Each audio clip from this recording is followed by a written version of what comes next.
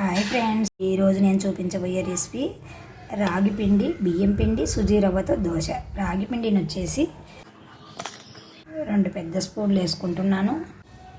అదే స్పూన్తో బియ్యం పిండి 1, అదే స్పూన్తో సుజీ రవ్వ 1.5, తగినంత సాల్ట్, క్యారెట్ తురుము, సన్నగా కట్ చేసి పెట్టుకున్న పచ్చిమిర్చి ముక్కలు, సన్నగా తరిగిన ఆనియన్ పీసెస్ అన్నీ మొత్తం ఈ పిండిలోనే వేసేసి ఉండలు లేకుండా కలుపుకోవాలి.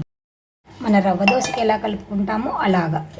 మీరు బిస్కట్తోనైనా కలుపుకోండి, చేతనైనా కలుపుకోండి, కానీ ఉండలు లేకుండా కలుపుకోవాలి. బాగా లూజ్గా కలుపుకోవాలి. ఎండల కాలం కాబట్టి రాగిపిండి ఎక్కువ వేసాను. లేదు అంటే సమపాలల్లో కూడా వేసుకోవచ్చు. అంటే 1 బియ్యం పిండి, 1 సుజీ రవ్వ, 1 రాగిపిండి కూడా వేసుకోవచ్చు. నేను ఎండల కాలం అని రాగిపిండి ఎక్కువ వేసుకున్నాను. అది మీ ఇష్టము, ఎలా వేసుకున్నా బాగుంటుంది. స్టవ్ వెలిగించుకొని పెన్నం పెట్టి, పెన్నం వేడెక్కాక మనము కలిపి పెట్టుకున్నాం కదా ఈ పిండిని దోశలాగా వేసుకోవాలి.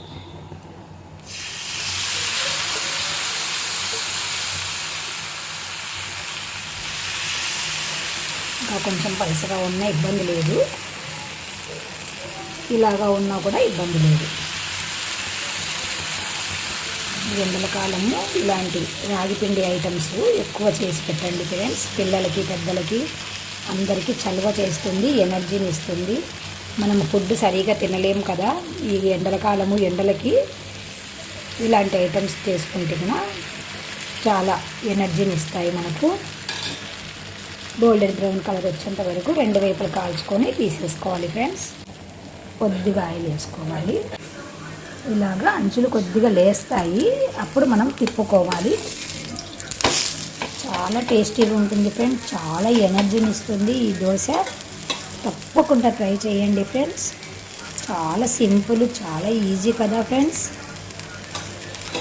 రెండో వైపు టర్న్ చేశాక మళ్ళీ కాసేపు అట్లా తిప్పేసి ఇంకా సర్వ్ చేసుకోవడమే ఫ్రెండ్స్.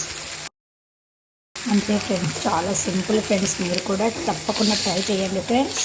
Bye bye friends.